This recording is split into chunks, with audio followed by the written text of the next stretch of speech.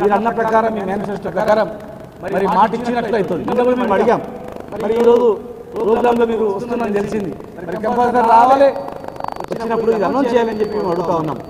ఒక రాజకీయ కోణంలో మేము విమర్శని కాదు, పేద వర్గాలకు సంబంధించినటువంటి ఒక వర్గాల నుంచి వచ్చినటువంటి వ్యక్తులుగా ఒక కులం లేదు ఆయనకు, అన్ని కులాలను అన్ని వర్గాలను దారితీసింది. కనుక ఆయన జీవిత చరిత్ర అవసరం, ఈ తెలంగాణకు అవసరం, ప్రస్తుత రాజకీయ పరిస్థితులు చాలా అవసరం. కనుక జనగామ జిల్లాను ఇమీడియట్గా పేరు మార్చి జీవో ఇవ్వాలి. ట్యాంక్ బండ్ పైన మేము ఇచ్చిన జీవోను అమలు చేస్తూ విధానం ఏర్పాటు చేయాలా. ఆయన పేరు మీద 500 కోట్ల భూమి ఇచ్చి 5 కోట్ల నిధులు విడుదల చేసినాం. ఆ భవనానికి పేరు కూడా పెట్టాం కనుక, ట్రస్ట్ కూడా సదాయ పాప ట్రస్ట్ అని పేరు కూడా పెట్టాం కనుక ఇమీడియట్గా దాన్ని కూడా అందుబాటులోకి తీసుకురావాలి. ఆయన చరిత్రను పాఠ్యాంశాల్లో చేర్చాలి. అసెంబ్లీ దగ్గర కూడా, సెక్రటరీ దగ్గర కూడా మరి ఆయన యొక్క ఫోటోలు పెట్టాలి.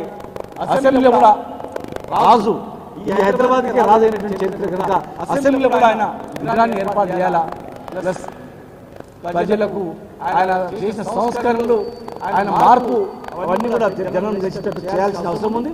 మీరు ఇచ్చిన మేనిఫెస్టో ప్రకారం మరి 20% వైశాఖ రిజర్వేషన్ ఇస్తామన్నారు, అది కూడా అమలు చేయాలా.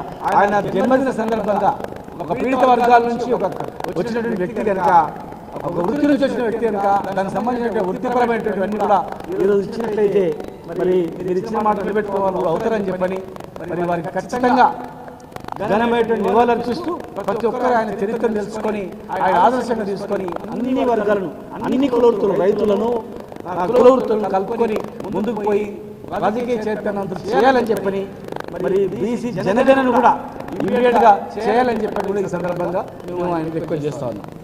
పెద్దలు ఇప్పుడు చివరిగా పొన్నాల లక్ష్మణ గారు